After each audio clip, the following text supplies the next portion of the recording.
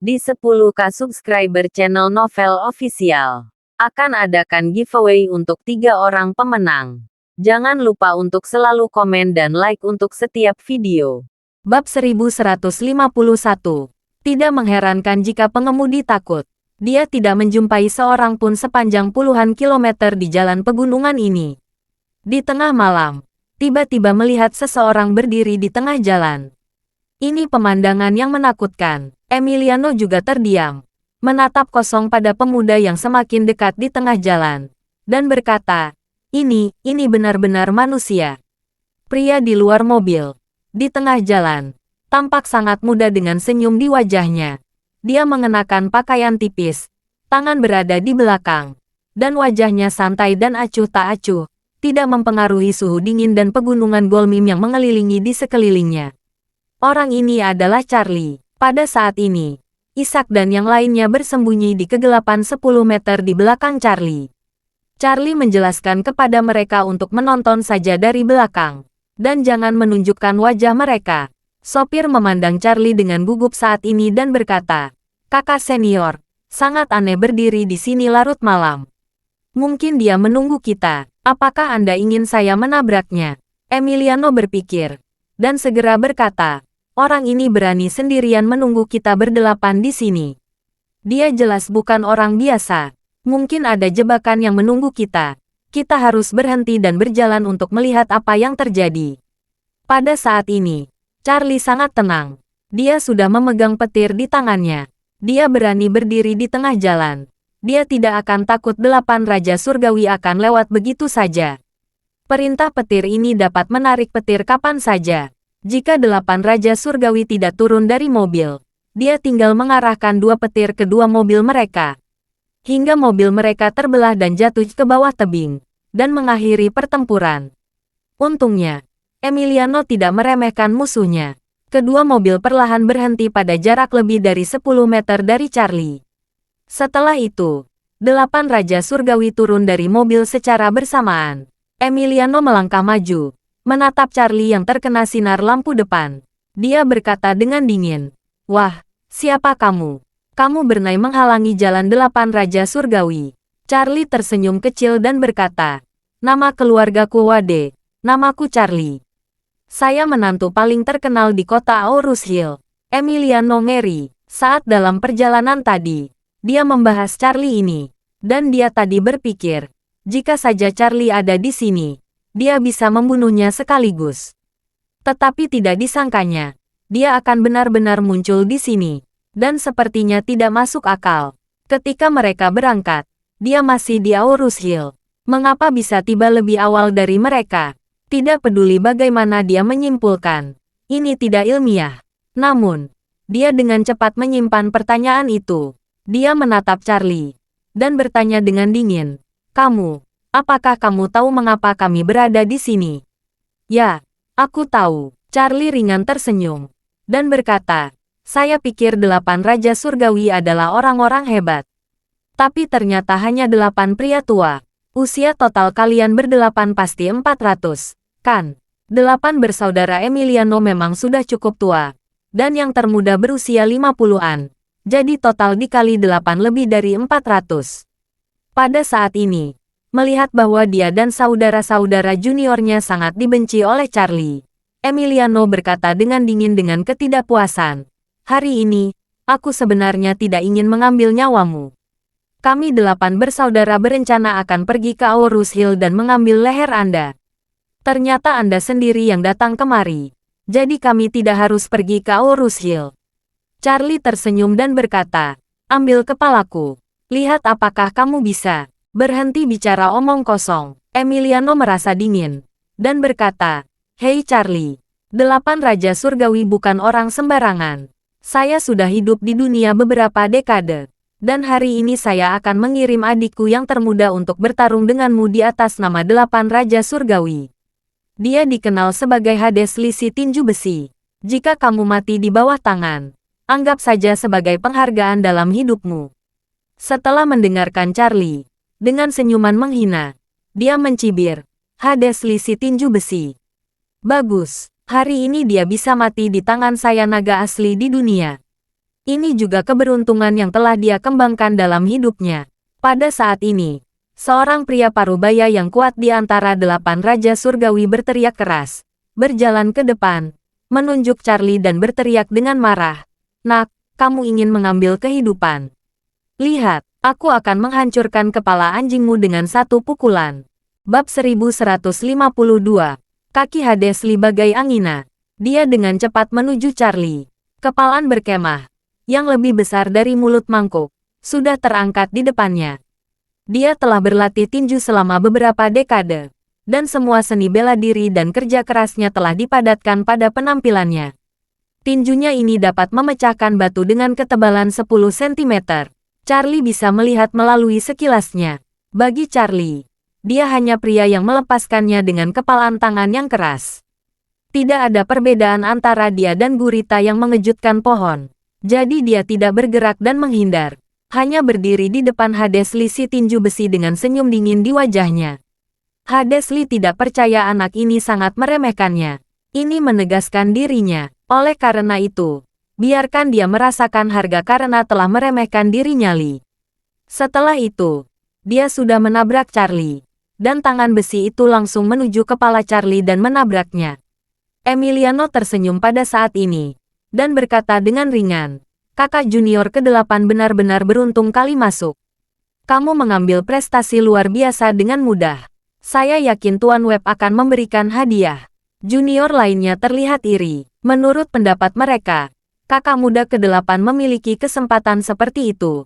Itu sepenuhnya karena kakak senior memberi kesempatan. Anak dengan nama belakang Wade ini sangat bodoh. Hadesli akan membunuh hanya dengan satu pukulan.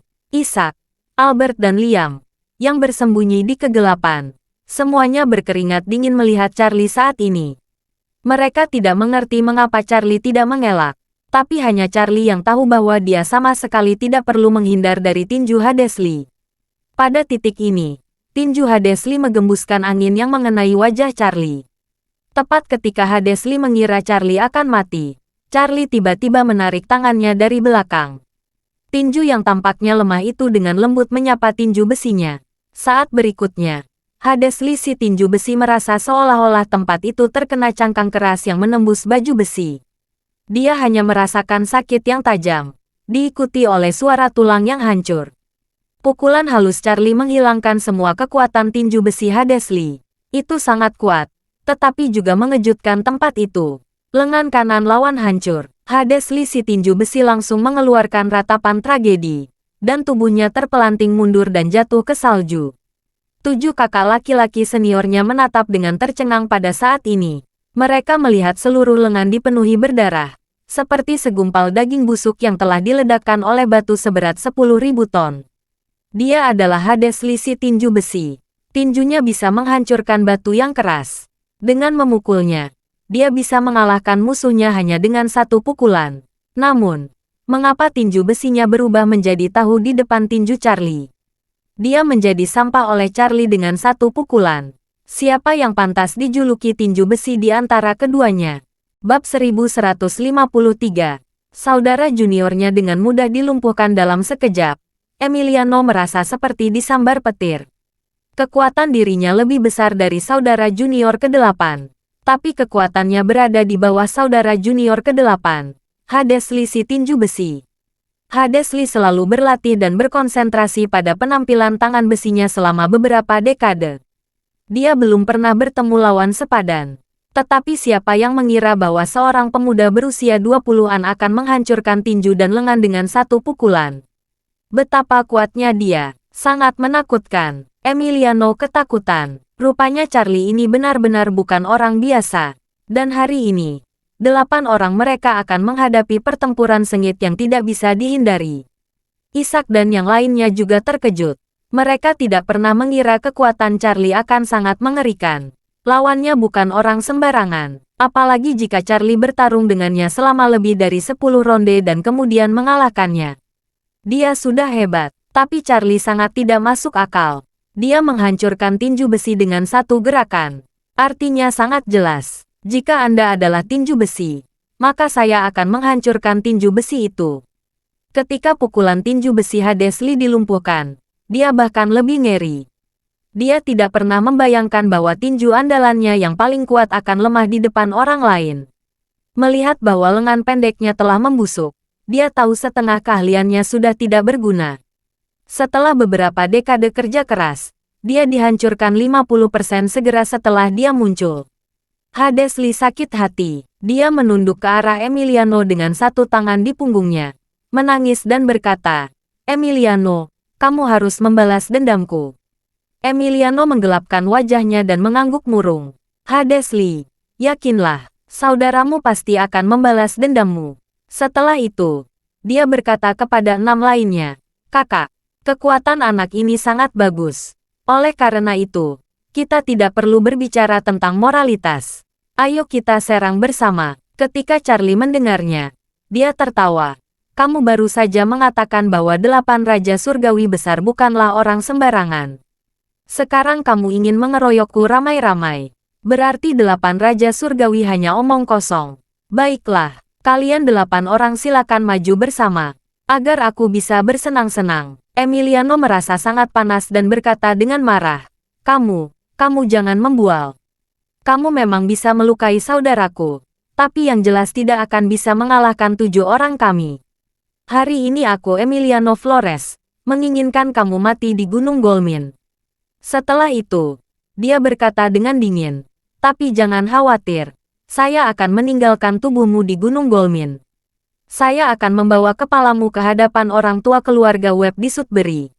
Jika orang tua keluarga Webb kasihan padamu, mungkin dia akan memberikan kepalamu ini kepada istrimu."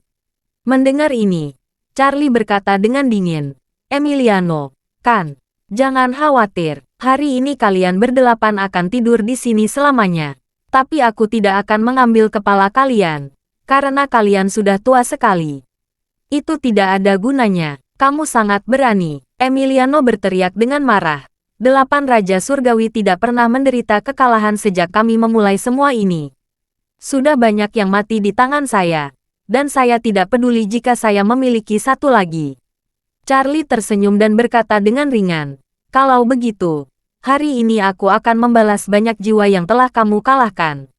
Emiliano menggertakkan giginya dan berteriak dengan dingin, "Saudara-saudara, bunuh anak ini bersama-sama. Jadikan dia sebagai korban untuk lengan kanan saudara kita."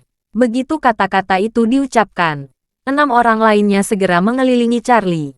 Charlie berdiri dengan tangan kirinya di belakang dan tangan tetangganya di depannya. Pada saat ini, semua energi spiritual di tubuhnya terkumpul di tangan ayahnya tanpa jejak. Pada saat ini, jauh di lubuk jantungnya, dia sudah agak bersemangat, dan darah di tubuhnya mulai mendidih. Sejak mendapatkan buku apokaliptik, Charlie belum pernah bertemu dengan pemain top yang benar-benar kuat. Bab 1154. Charlie belum mendapatkan lawan yang sepadan dalam metafisika. Kemungkinan hebat lawan-lawan yang telah dia kalahkan. Tidak ada yang bisa menghadapi petirnya. Adapun pecundang seperti penyembelih bersaudara, hanyalah gangster yang berkeliaran dan melakukan kejahatan. Mereka bukan master sama sekali. Tapi 8 Raja Surgawi ini benar-benar menarik. Tinju besai milik Hades Lee jika mengenai Jack Yaleman, dapat menghancurkan kepalanya dengan satu pukulan. Penyembelih bersaudara ada di bawah Jack Yaleman. Dia khawatir mereka tidak bisa menghadapi satu pukulan Hades Lee. Namun meski begitu, tinju besi Hades Lee ini masih terlalu lemah bagi Charlie. Sekarang orang ketujuh yang menyerang bersama. Mereka memiliki sedikit kekuatan bertarung. Pada saat ini, Emiliano memimpin. 7 saudara juniornya mengikuti di belakang. 7 orang telah menyiapkan formasi, siap untuk membunuh Charlie. Emiliano datang ke Charlie. Kekuatan di tubuhnya keluar dari dantiannya. Dia mengumpulkan tangannya, dan kemudian melompat. Telapak tangannya menyerang Charlie. Emiliano ini adalah yang terbaik dalam menguasai tekniknya. Pencapaian paling hebat dalam hidupnya adalah membunuh gajah jantan dewasa yang gila dengan satu telapak tangan. Teknik telapak tangan ini terkesan lembut, namun mengandung kekuatan yang tak tertandingi, yang berkali-kali lebih keras daripada tinju. Apakah itu di dunia nyata Eni bela diri atau dalam novel bela diri, teknik telapak tangan adalah keterampilan terbaik. Guo Jing memiliki 18 tapak penakluk naga, yang Guo memiliki tapak kerinduan yang memuncak. Faksi Xiao Yao memiliki 6 telapak matahari dari Gunung Tianshan. Selain itu, ada telapak ilahi Xuanming, telapak Buddha, telapak es, dan telapak penghancur tulang. Dalam novel seni bela diri, ada begitu banyak keterampilan unik tentang telapak tangan. Cukup untuk melihat bahwa telapak tangan adalah seniman bela diri yang paling tak terduga. Teknik telapak tangan Emiliano lebih unggul dan sangat kuat. Dia tidak dapat menemukan master yang dapat bersaing di seluruh wilayah selatan. Selain itu, ada 6 saudara junior di belakangnya, dan mereka semua siap membunuh Charlie dengan satu pukulan. Namun, Charlie masih diam dan tenang. Dia berdiri di sini dengan tenang, tidak bergerak, dan berkata dengan santai, "Saya menyaksikan semangat kalian yang berani dan tidak takut mati. Menjadi ganas tapi tidak kuat. Untuk apa?" Pada saat ini, Emiliano tidak ragu mengerahkan 100% kemampuannya. Seperti peluru yang ditembakkan, momentumnya tak terbendung. Dia sudah dapat menyimpulkan saat ini bahwa bahkan jika Charlie adalah master seni bela diri, telapak tangan ini sudah cukup untuk membunuh. Jadi, dia berteriak dengan suara dingin, "Nak, kamu mencari kematian. Lihat aku akan menghapus garis meridianmu dengan satu telapak tangan." Tepat ketika telapak tangan Emiliano kurang dari setengah meter darinya, Charlie sedikit membukakan matanya, mengambil langkah maju dengan santai, dan berkata dengan ringan, "Emiliano, kamu pandai menguasai telapak tangan bukan? Coba ini telapak tangan." Charlie mengubah tinju tangan menjadi telapak tangan. Dengan aura penuh, dia mendekati Emiliano tanpa tergesa-gesa. Telapak tangan Emiliano berisi potensi ribuan pasukan kuda yang tak terbendung. Namun, ketika telapak tangan lembut Charlie menyambutnya, dia tiba-tiba seolah-olah merasa olah telapak tangan menghantam Gunung Tai. Apa yang dia tidak tahu adalah telapak tangan Charlie mengandung energi spiritual yang belum pernah dia dengar. Energi spiritual adalah kekuatan antara langit dan bumi, dari yang paling halus, hingga yang murni, hingga matahari, dan bahkan hingga yang terkuat. Bab 1155. Emiliano tidak tahu kehebatan Charlie. Dia melihat Charlie tidak bergerak seperti gunung di babak pertama, dan hanya menamparkan lembut Hadesli. Jika dia memukul dengan keras akan bisa mengalahkan Charlie yang lalai. Pada saat telapak tangan mengenai telapak tangan Charlie, tapi telapak tangan tidak membuat Charlie mundur sama sekali. Justru kekuatan besar dirinya memantulkan kembali, yang menghancurkan lengan bawahnya. Dia tidak menyangka akan bernasib sama dengan Hadesli. Lengan isinya sudah hancur, tidak peduli dengan lukanya sama sekali, karena seluruh tubuhnya telah terpelanting beberapa meter oleh kekuatan besar ini. Emiliano mencoba menghentikan tubuhnya dengan kakinya di salju, tapi kekuatan telapak tangan Charlie begitu besar sehingga kakinya tidak bisa menopangnya sama sekali. Jadi dia hanya bisa membiarkan dirinya terus mundur. Keenam juniornya terkejut ketika mereka melihat ini. Mereka mengetahui dengan sangat jelas kekuatan kakak senior mereka. Master berpengalaman sekalipun akan sulit menghadapi telapak tangan Emiliano. Lawan tidak akan bisa menyelesaikannya, apalagi membalasnya.